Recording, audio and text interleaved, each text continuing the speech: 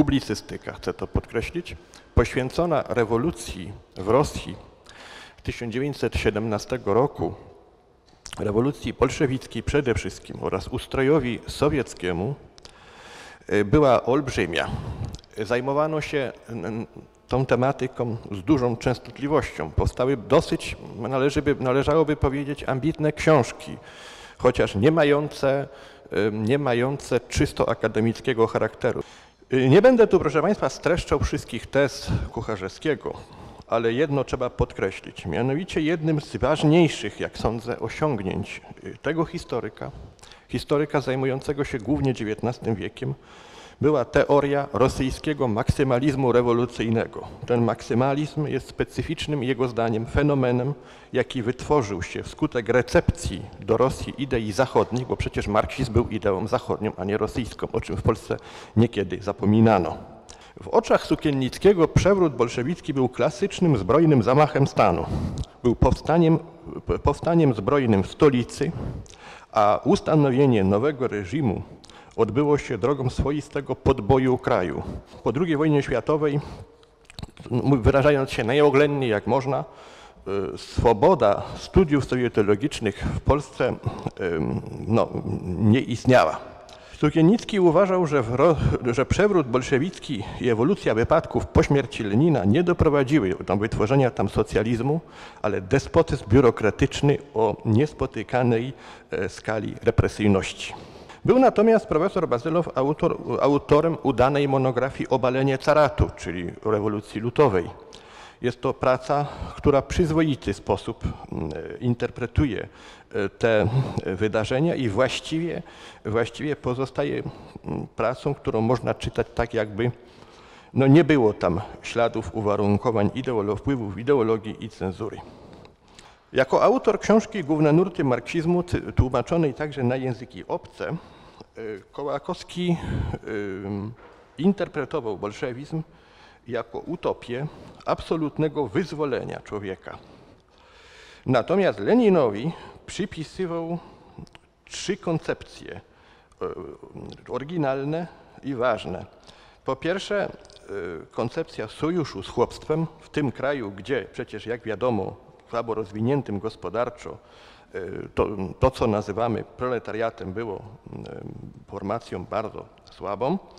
Po drugie, Lenin zaangażował się bardzo stanowczo w podjęcie sprawy narodowej, ale służyła ona, sprawa narodowa, jako rezerwuar energii do walki przeciwko Imperium Rosyjskiemu i caratowi i stanowiła ta sprawa narodowa w koncepcji Lenina bardzo ważne narzędzie polemiczne i agitacyjne. I wreszcie, proszę Państwa, w szczególności teoria partii jako awangardy proletariatu, jak i później oczywiście teoria dyktatury proletariatu. Walicki był zawsze przeciwnikiem tezy Kucharzewskiego o szczególnych warunkach rosyjskich, które wytworzyły podstawy do stworzenia despotyzmu nowego typu. Dla niego Rosja stała się raczej teatrem, pewną przestrzenią, na której dokonał się ideokratyczny eksperyment. It was a war of almost unimaginable barbarity, one in which peasants boiled alive commissars, in which Cossacks buried their enemies alive. In short, a veritable smuta. The ubiquity of violence in the Russian Civil War, however, has encouraged scholars, particularly in Germany, and I'm thinking of historians like Dietrich Bayrau or the students around Jörg Babarowski, who've sought to think about violence in new ways, one that we might call, very generally, phenomenological rather than instrumental. They're concerned to differentiate types of violence, to pay attention to the differential meanings, contexts, and social effects of violence. The violence of a pogrom, for example, or the violence of a rape, or the violence meted out to peasant rebels. Peter Holquist has called the period from 1914 to 1922 a continuum of crisis. An older view of the relationship of the First World War to the conflicts that rent Europe between 1918 and 1923 focused on the idea of brutalization. George Mosse argued that trench warfare normalized violence and created a deep-rooted culture of militarism, especially among veterans of the Great War. And this fueled the dynamic of revolutionary, counter-revolutionary, and nationalist violence that erupted across Central and Eastern Europe between 1918 and 1923. Some historians insist that radically new ways of thinking about politics emerge out of the Russian Revolution and that are translated into action with the Civil War. Most notoriously, perhaps, Stéphane Courtois, in the Black Book of Communism, emphasizes the Bolshevik commitment to what he calls a genocide of class that he sees as adumbrating the racial genocide of the Nazis. But I don't, by that qualification, wish to deny the centrality of ideology, particularly for the Bolsheviks in the Civil War. They looked to terror as a necessary instrument of revolution, looking back to the Jacobins of 1793. They believed that they believed that revolutionary violence was necessary to destroy the institutionalized violence of the inherited social order, and they condemned those states that criticized them for this justification of revolutionary violence for being arrant hypocrites in that they had sent millions of people to death in the First World War. The Whites were, first and foremost, Russian nationalists who aspired to establish Russia one and indivisible. And this meant, obviously, suppressing anarchy and restoring a strong state alongside the values of traditional Russia, particularly those of the Orthodox Church. What united them emotionally was a passionate detestation of Bolshevism, which they saw as a German-Jewish conspiracy inflicted on the Russian people. It's also worth pointing out that pressure for terror came as much from below as from on top. After the attempt on Lenin's life on the 30th of August 1918, pressure for terror emanated from many grassroots party activists. A telegram from the Tarnowskaya cell in Ardatowski Uyezd in Simbirsk screamed, "For every fallen leader, hundreds of thousands of bloodsuckers and bandits will be exterminated." In fact, whites did have surveillance and counterintelligence agencies, and I think it's very hard to argue that there wasn't a white terror. General Tiernikin's troops took few, if any, prisoners during the formative period of the Volunteer Army. The expansion of his army into the Ukraine after the withdrawal of the Germans in 1918 enabled an unprecedented mass murder of Jews, in which the Pietlurists were prime actors, with casualties as high as 100,000. Similarly, in Siberia, Kolchak's new all-Russian state formally sanctioned summary executions of those they suspected of Bolsheviks, condoned mass floggings, and moved brutally to crush all real and imagined forms of what they called Bolshevik criminality.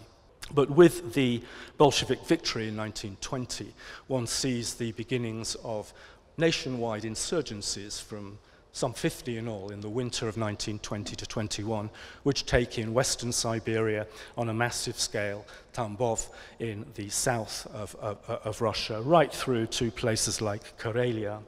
As I've suggested, the extent to which one would interpret the Bolshevik consolidation of power as entirely reliant on violence is disputable, but certainly terror, organization, propaganda, military leadership, even popular support, all serve as ingredients in the mix which leads ultimately to Bolshevik victory.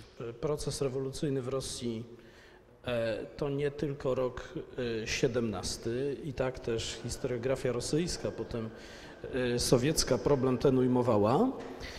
Jeśli zatem chodzi o osobliwość rewolucji rosyjskiej, no to można by paradoksalnie powiedzieć, że niekoniecznie osobliwość taka istnieje.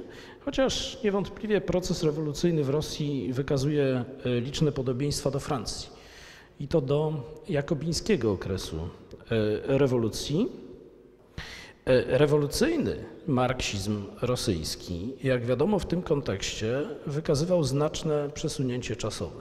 Nazywał siebie socjaldemokracją, ale nie była to już socjaldemokracja istniejąca wtedy na tak zwanym Zachodzie, gdzie Edward Bernstein zaproponował, jak wiadomo, rewizję koncepcji rewolucji Marksa. Ważne jest również to, że partia zawodowych rewolucjonistów to partia zbudowana na wzór wojskowy, przy funkcjonowaniu de jure pewnych demokratycznych instytucji. Demokratyczne one nigdy nie były. Przy czym nigdy nie mówię expressis verbis, jak na przykład Partia Socjalistów Rewolucjonistów, że proponuje fizyczne unicestwienie części ludności według jakichś grup. To jest dzisiejsze klasyczne ludobójstwo. Propozycja skierowana na przykład w Piotrogrodzie do sędziów w pokoju, żeby włączyli się w budowę nowego systemu, powoduje, że na imienny apel skierowany do każdego sędziego listownie nie odpowiada ani jeden. 24 listopada, a zatem miesiąc po przewrocie, wydany zostanie przez Radę Komisarzy Ludowych tak zwany dekret o sądzie, nazywany później dekretem o sądzie numer 1, ponieważ wydane zostały jeszcze 2. To jest dekret, który znosi co do zasady cały przedrewolucyjny porządek prawny i twierdzi, że nowe sądy mogą kierować się w swoich postanowieniach ustawami obalonych rządów jedynie o tyle, o ile to cytat z artykułu 5 nie sprzeciwia się to rewolucyjnemu sumieniu i rewolucyjnej świadomości prawnej. Dekret Ojczyzna w niebezpieczeństwie z lutego 1918 roku, gdzie Lenin, bo to on był autorem ponad 90% aktów normatywnych do 1921 roku, nie proponuje, tylko nakazuje rozstrzeliwanie na miejscu przestępstwa, na przykład szpiegów, dywersantów i jak to Lenin ma w zwyczaju pisać, i tym podobne.